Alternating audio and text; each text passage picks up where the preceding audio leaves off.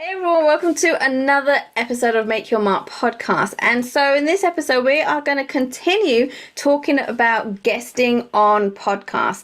And today I want to actually speak about storytelling, because some of the questions I'm actually getting are, okay, like I can get on podcasts, it's all great. I've got my media kit, but I just don't know what to say. Like, what do I talk about? How do I get the listeners or even the podcast host to follow where I'm going with all the different points I want to talk about? And some of you are overwhelmed because you want to talk about so much. And so we're going to condense this, put this all together, and I'm going to explain to you why you need to do storytelling, right? Why it's important, and also how you can go about it. Because I know, again, some of you are thinking, I don't have any stories to tell. Trust me, you've got plenty of stories to tell. When you actually start thinking about it, start jotting it down, you are going to be like, oh my goodness, I'm overwhelmed with the amount of stories that I can actually tell. Okay, so, and I'm going to show you how you can do that step by step.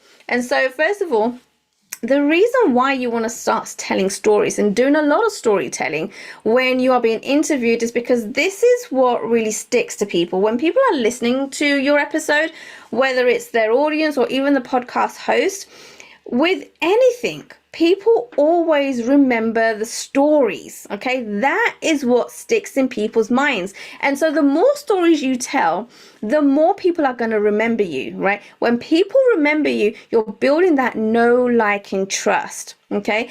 Also, when you have all these stories, you want to make sure that you've got various amounts of stories where it hits different emotions.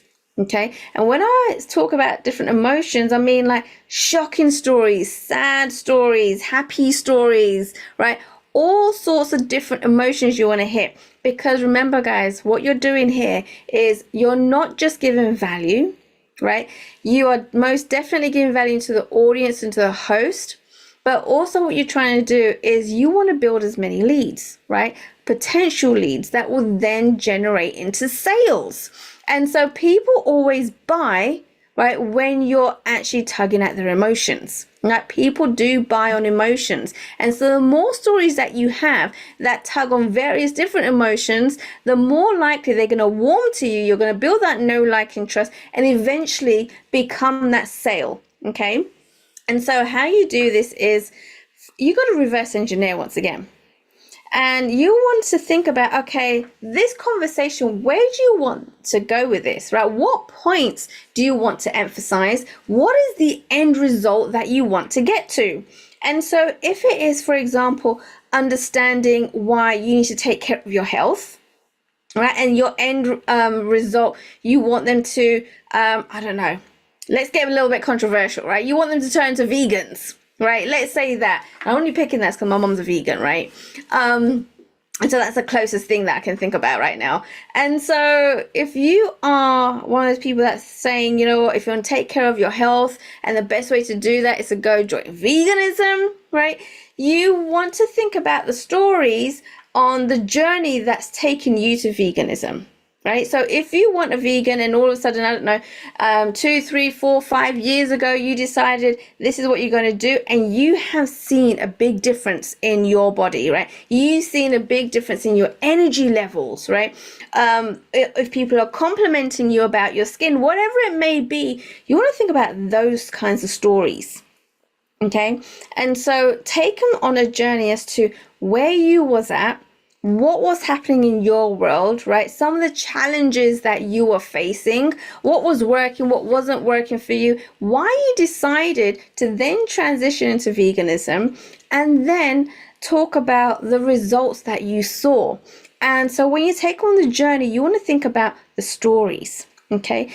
Some of the stories that you can tell before, right? Some of the challenges that you are having, some of the ups and downs, right? And the more vulnerable you get in your storytelling, the better it will be. The more people will be able to relate to you. So don't be scared in getting really vulnerable and talking about some of the things that maybe a lot of people don't want to talk about.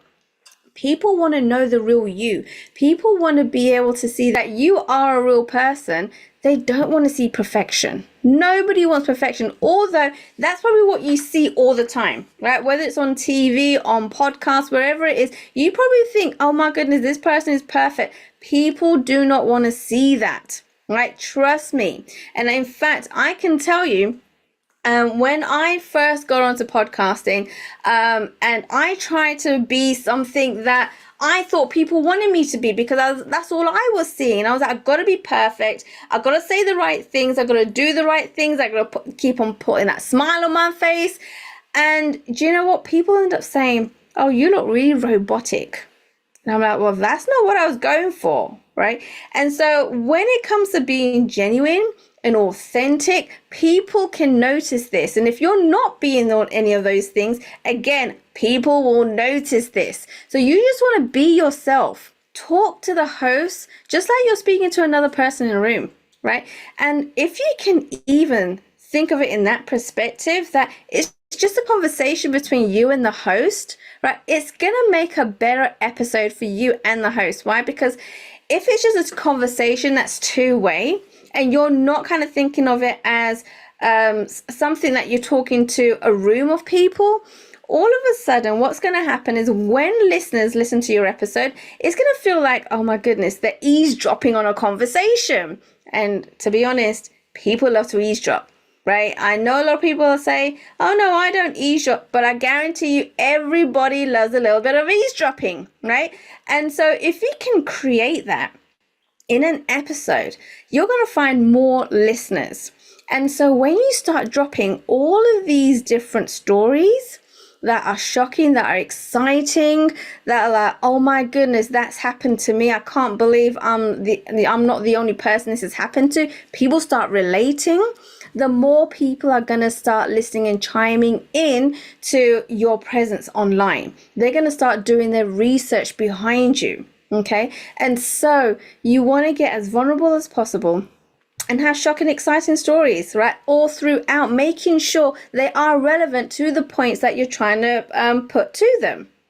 And so if you are talking about veganism, you don't want to start talking about pets necessarily.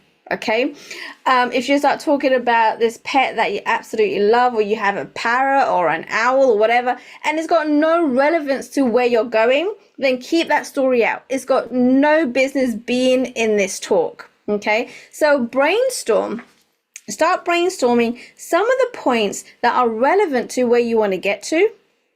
And then have some of the stories that you think will actually really go really well with where you're going with this, right? Your entire journey. And so, for example, I remember when I was actually talking to people about being on live podcasts, right? And so a lot of people are scared of being live. People are scared of being on camera, but they're really scared of being live and being interviewed live, where you have people right there interacting in front of you. And I remember my first time when I went onto a live podcast, and I was super excited, but so nervous as well, because I can see all these people and they're writing in the comments, and I'm like, I don't know if they're going to like me or not, or they're not going to like any of the information. I might even get booed off a stage. And so as I was talking, I remember something that I just could not prepare for happened. Right? And all of a sudden, my mum comes flying in through the door and shouts out that she's done my laundry and put my underwear on the bed. Like, guys, there was nothing I could do at this point. It couldn't be edited out because it was live. And so I remember just standing there. I stood there in hopes that, oh my goodness, if I just stay still and I don't move, that I will turn invisible and nobody will see me, because that's what I was hoping for. And I was just hoping that the ground will swallow me up. It didn't happen, guys. It did not happen.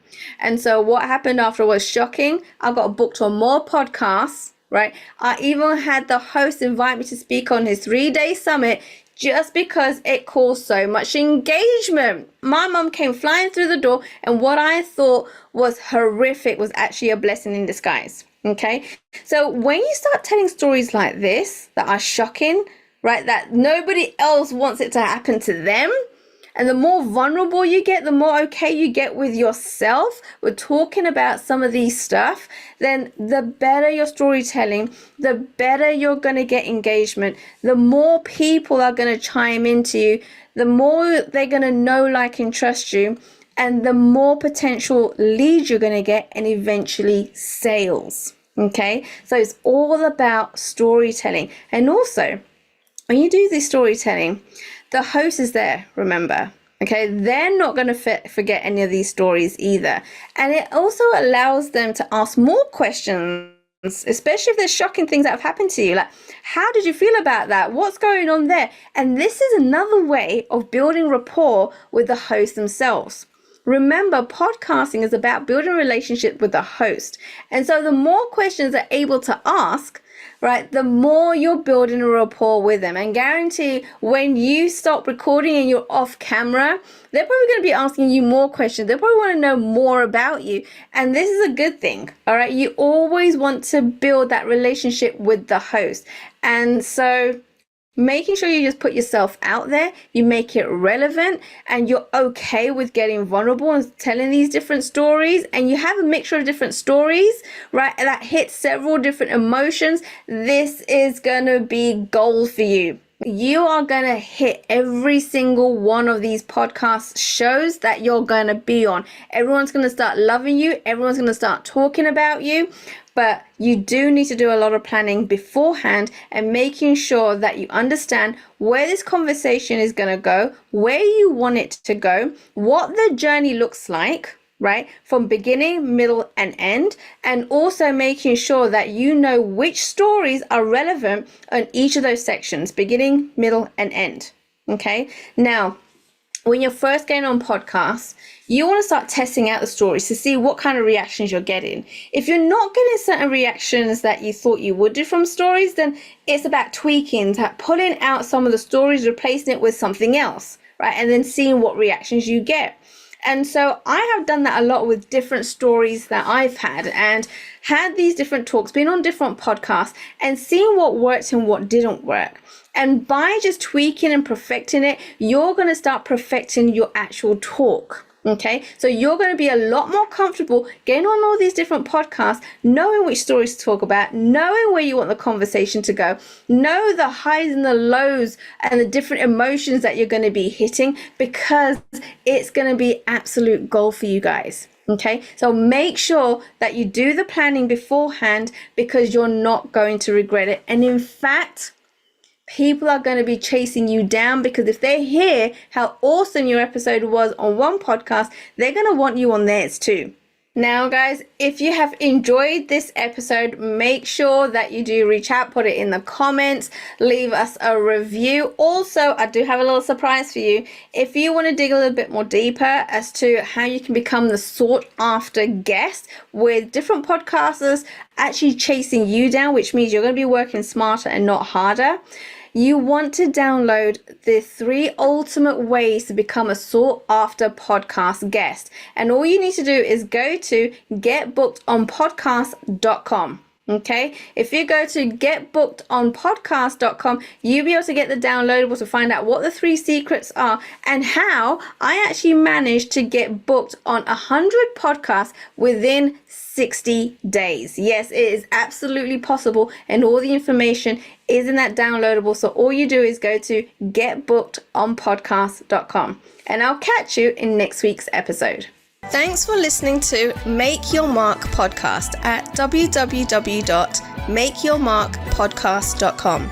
Make sure you hit that subscribe button so you get this and every other episode that comes out. We have lots of great stuff coming, so make sure you hit subscribe so you don't miss it. And thank you in advance for all the reviews and comments. I appreciate it so much, and I look forward to serving you in next week's episode.